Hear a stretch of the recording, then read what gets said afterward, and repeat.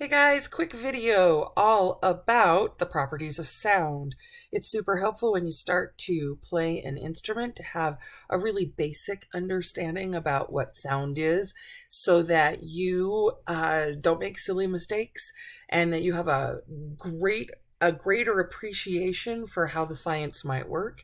So we will do this with as little math as possible, I promise. So sound is nothing more than vibration.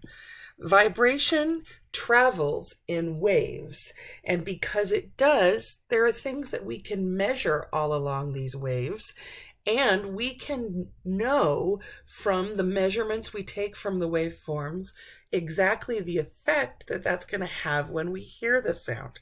So the two parts of the wave that we can measure are the wave's length. The wavelength of the wave is where it starts to repeat again.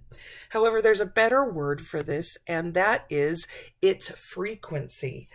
How often the waveform repeats in a certain amount of time.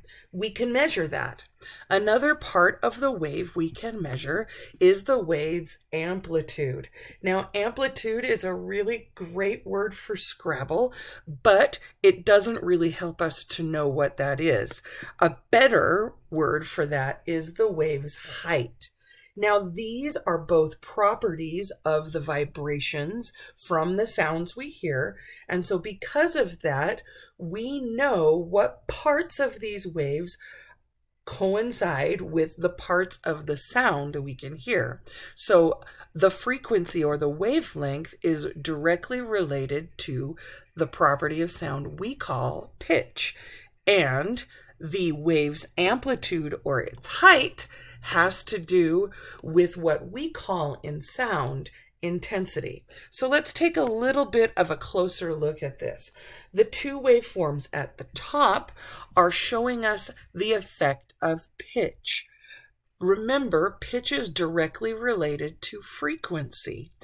As you can see, the waveform on the left has a faster frequency. That wavelength repeats more in a specific amount of time than the waveform on the right. Because of the faster frequency, we would expect that pitch to be higher than the pitch that's on the right.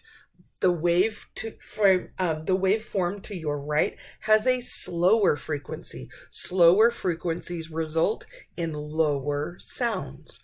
When we're taking a look at the amplitude or the intensity of a sound, if you take a look at the bottom two waves, the one on your left has a higher amplitude from the center line than the one on the right. That higher or greater amplitude results in a louder sound, and a less tall amplitude, the lower amplitude, results in a quieter sound.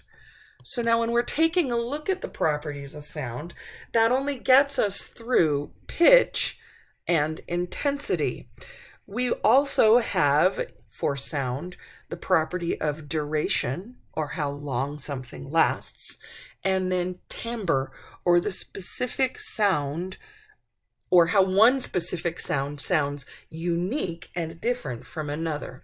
So we will continue because we also need to talk about how these properties of sounds, how they're going to relate to our instruments, and how a specific branch of physics called acoustics deals with sounds and describes it. But we can only have so much in one video, and this one's already long enough. So go back if you need to. Take a good look at those waveforms and see the differences that you can see there and what they would relate to and how we can hear the sound that ultimately comes from those waveforms. Good luck!